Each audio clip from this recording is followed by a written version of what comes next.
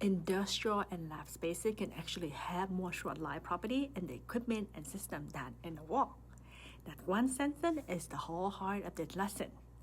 If you are an industrial owner, a tax pro, or an engineer, that matters a lot because anytime we dump everything into the 39-year building, we are stretching out deduction that could have been taken much sooner. In this video, I want you to feel like we are just sitting across the table with a notepad between us and we're talking this through. Here's what we are going to cover together today. First, I will walk you through the differences between a standard warehouse, a manufacturing facility, and a lab or biotech space, specifically from a cost segregation point of view. Then we will zoom in on the real drivers like the specialized electricals, specialized HVAC, and plumbing and processing and process system. Then we'll talk about why engineering-based studies are so important for these kind of properties. And finally, if you are a tax pro or CPA, I will show you how to spot high opportunity clients and what better firms actually do in practice.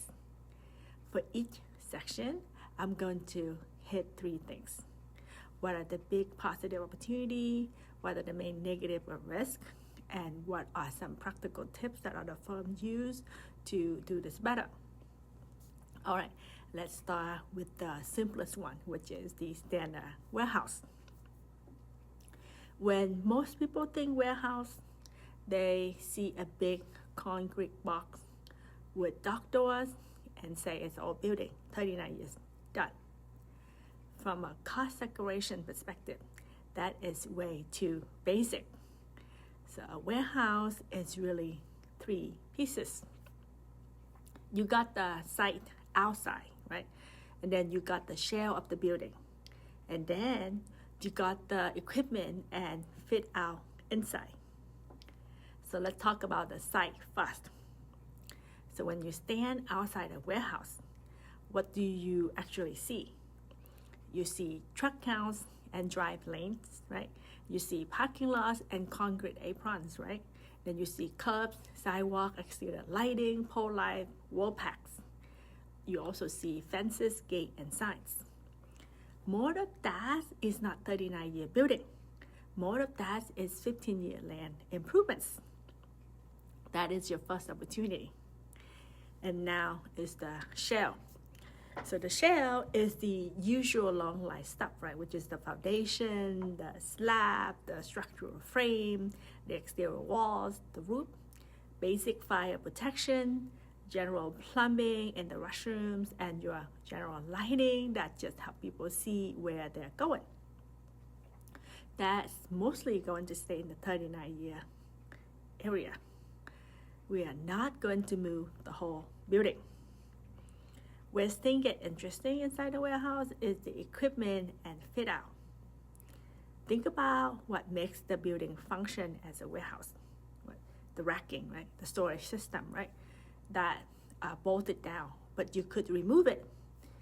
And then dock leveler and dock shelters and power doors. Many conveyors running through the building or inside trucks. Those things behave way more than equipment than the wall and roof. And for tax purposes, they're often eligible for the 5 or 7 year life instead of the boring 39 year. So here is the key takeaway for warehouses. The big positive. If your warehouse is sitting on the depreciation schedule as one giant 39-year building number, you almost certainly have 15-year site work and 5 or 7 year equipment that could be carved out and accelerated. The main negative for the warehouse is really simple. The biggest mistake is lumping everything into one building bucket. So you spend serious money on paving, lighting, racking, and dock equipment, and it's all get buried in the building 39 years, and the timing benefit just disappears. So what are the practical tips that solid firms use with warehouse? So they separate the site from day one. They make sure paving, exterior lighting, signage, and fencing are coded as land improvements, not building. they ask for rack layouts and equipment invoices. So racking and conveyors don't automatically roll into building improvements. And they use a little internal checklist that say, did we capture sidewalk? Did we capture racking? Did we capture dock equipment? Did we capture conveyors? If they don't sign off on a fixed asset schedule for a warehouse until the question are answered. If you own or advise a warehouse, your quick action item is simple. Pull the depreciation schedule and look at the property and ask yourself, is everything in 139-year line? If the answer is yes, there's probably room to do better. Now let's move up one level in complexity and talk about manufacturing facilities.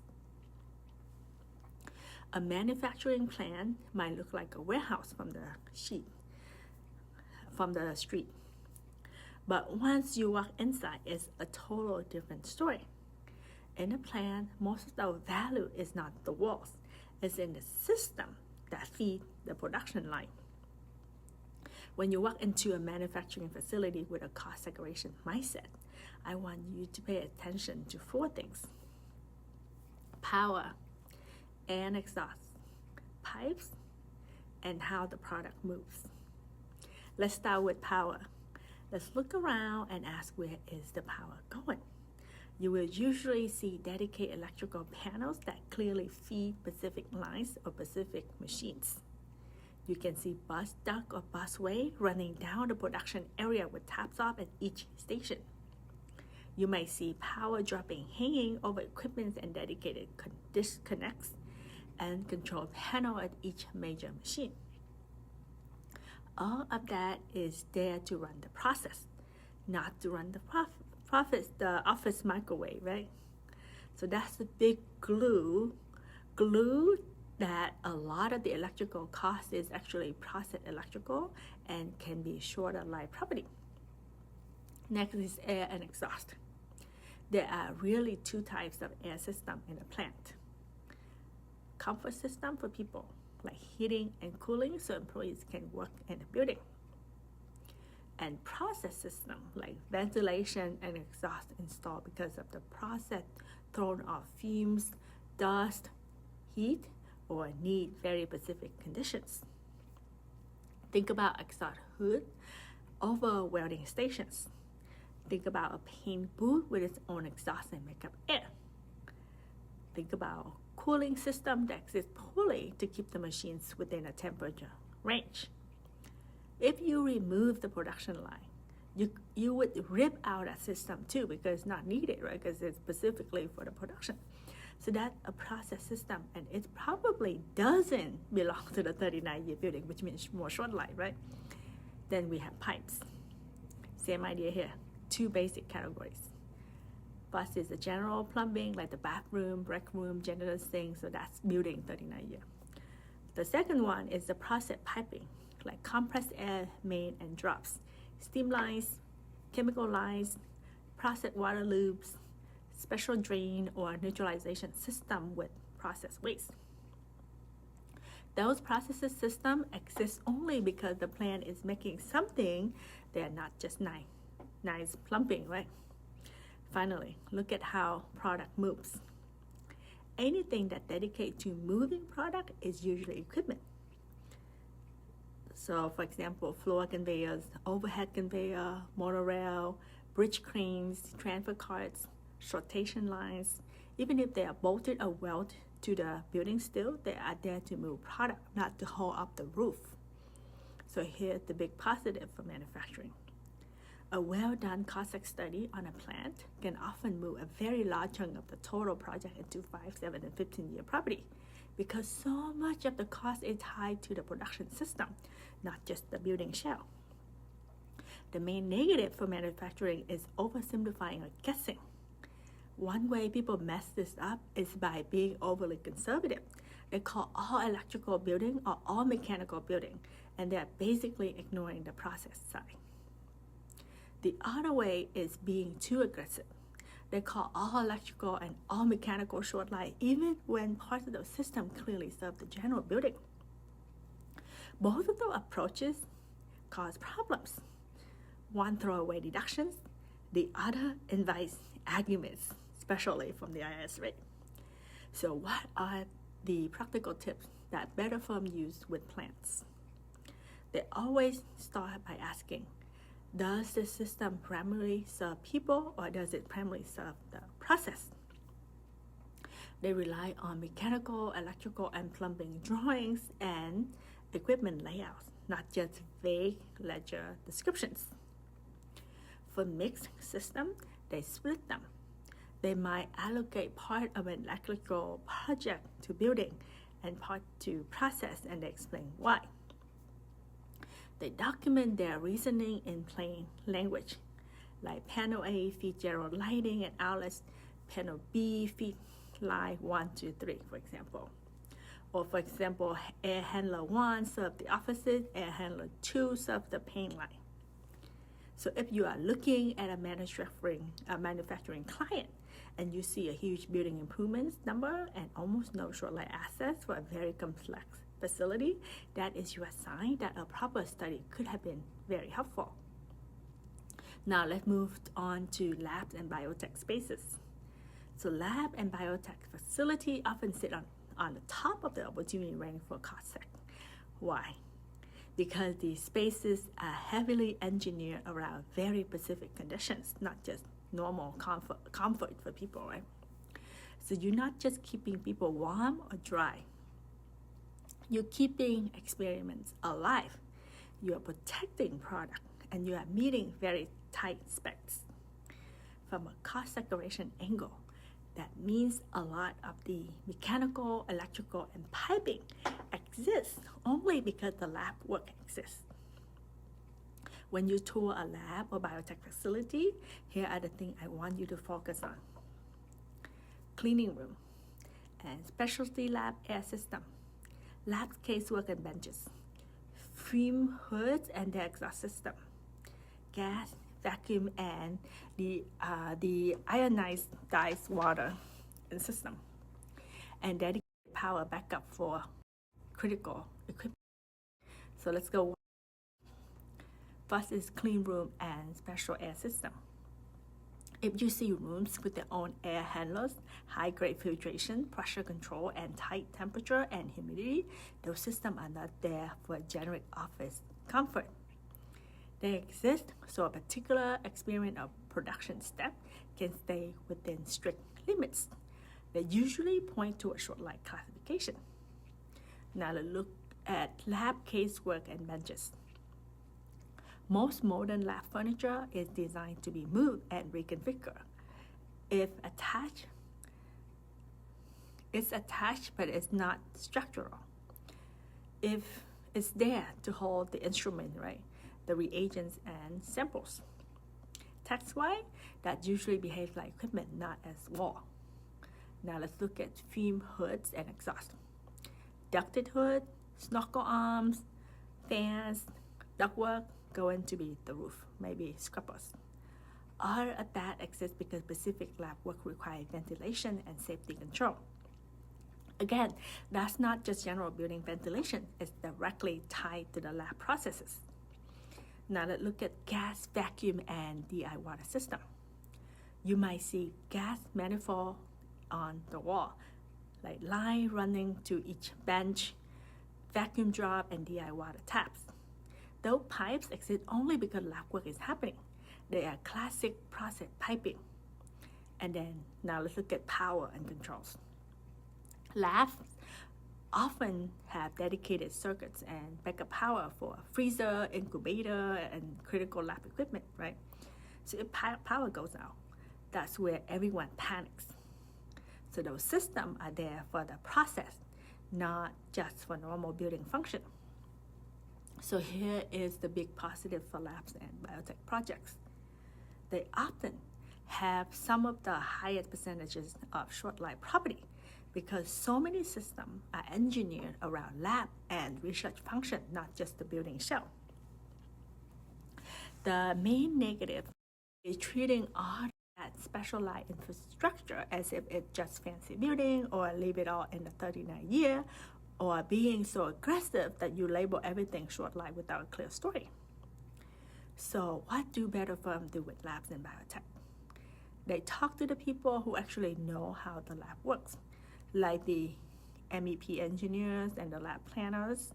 They separate base building HVAC from clean room HVAC and hood exhaust, and they document that difference clearly.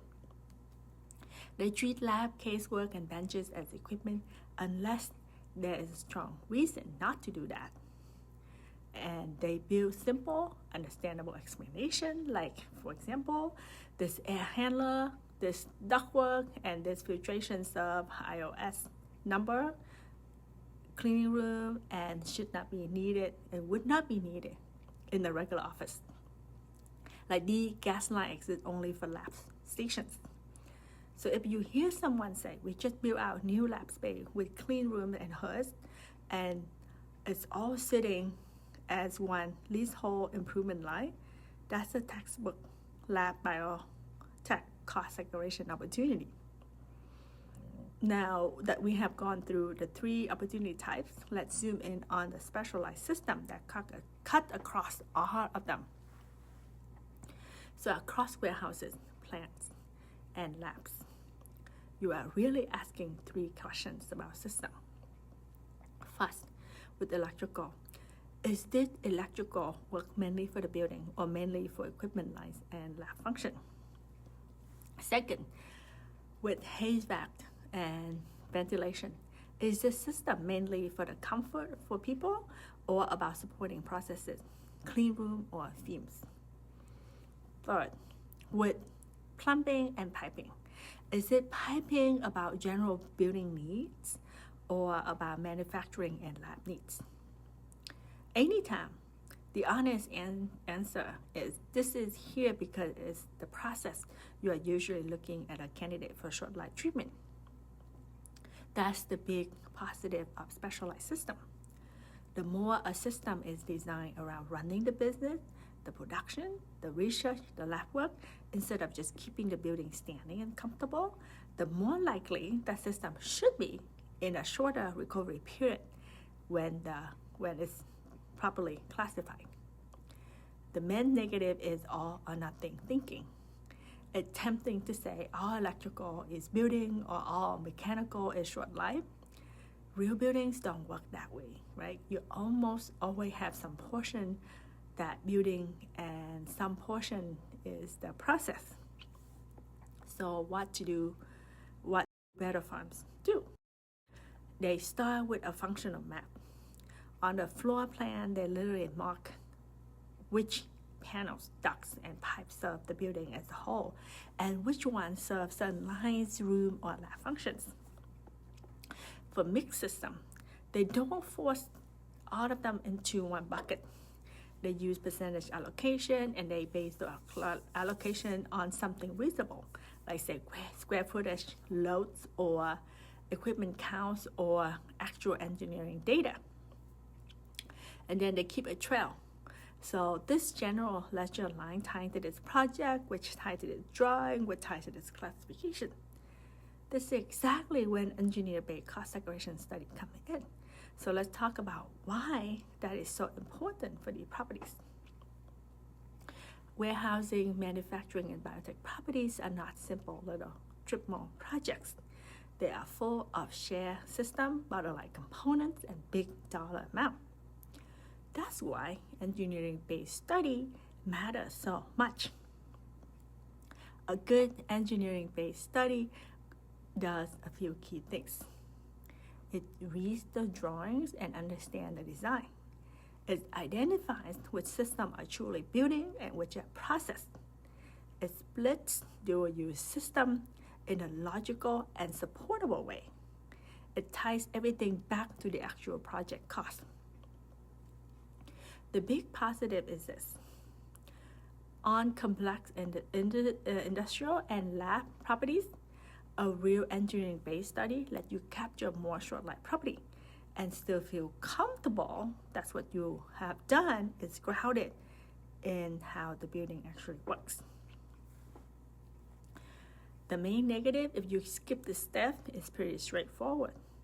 If you rely only on raw percentages or a spreadsheet template that never look at a drawing, you either leave a lot of money on the table or you take aggressive positions that are hard to defend if someone asks for details. So what do better firms actually do? They decide in advance what counts as big and complex enough to justify a normal study. So maybe it's a dollar threshold, maybe it's a certain property types. They insist on getting plans, specs, and key invoices before they start classifying anything complicated. And they make sure it's usable for both sides. And the engineer can recognize the building and the tax folk can recognize the tax logic. For owners and engineers, the study is simply a reflection of what you already know, which system do what. For tax pro, it's the pieces that turn the we think into here, how, and why. Speaking of tax pro, let's talk directly to you now about how to spot great candidates and what good process look like. If you're a tax pro or CPA, you might be thinking, okay, this is interesting, but who should I actually be talking about this? Here's an easy way to approach it. Step 1, identify the right clients. Look for clients who own or lease like warehouses or distribution centers or manufacturing plants or processing facility and lab, biotechs, or pharma space with real lab build-outs. Step 2, pull the depreciation schedule for the clients. For each one, ask yourself, do I see big line item that label building, like building improvements or leasehold improvements for the properties? Do I see very little in the 5, 7, 15-year property attached to those same building? Do I see any note or evidence where a cost segregation study has already been done? If you have a complex facility and a big 39-year block with no history of a study, that's a clear flag. Step 3, listen to how clients talk about their projects. Listen for things like, we just expanded the plant and added a new line, or we converted half the warehouse into cold storage, or we built out new clean rooms and lab space.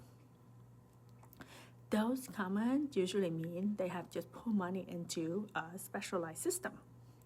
So here's the big positive for tax pro. You can create a lot of value by identifying industrial and lab property that were never broke down properly, then helping those clients get a real engineering-based cost segregation study done. The main negative for tax pro is either ignoring the assets completely or dabbling in them without a clear process. The ignore version is just leaving money untouched. The dabble version is doing quick, undocumented reclasses or over-promising a giant first-year deduction without thinking through the client's actual taxable income, bonus rules, and eventual recapture when they sell. So what do better firms do in practice? They build a simple little screening matrix. For each client with real estate, they track property type, years play in service, total cost, and whether a cost study have been done. They review that list periodically and identify candidates. They try to get involved early on new projects so their clients' cost coding support future cost seg instead of fighting against it. They maintain a short list of cost segregation providers, including people who understand industrial and lab work, not just vanilla offices and retail. And when they talk to clients, they don't just sell like big first-year deductions, right? They talk about cash flow, they talk about future recapture, financing, covenants, and exit plans. So clients understand the full life cycle, not just year one. That's how cost segregation become part of a broader planning relationship instead of a one-off transaction. So let's pull everything together. Industrial and lab spaces can have more short-life property in the equipment and system than in the walls.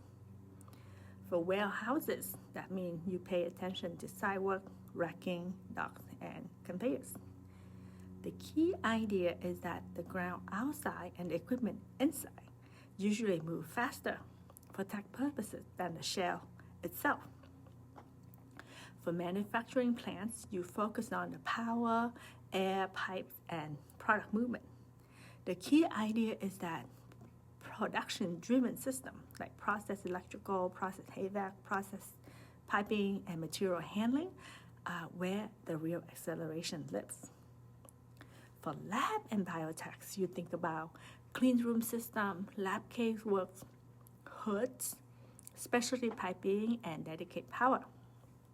The key idea is that these buildings are engineered so tightly around the lab function that a very large share of the project can end up in shorter life categories if you classify it properly.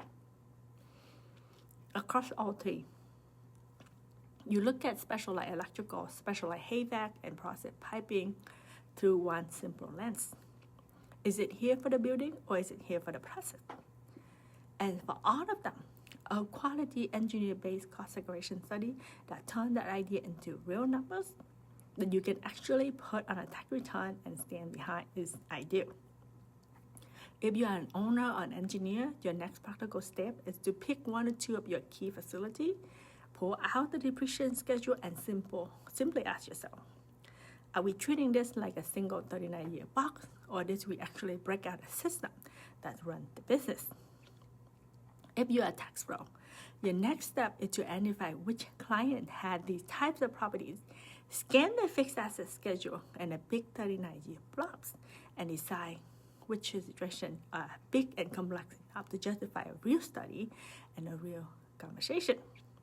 When you start seeing the warehouses, plant, and labs this way, you don't see a building block anymore.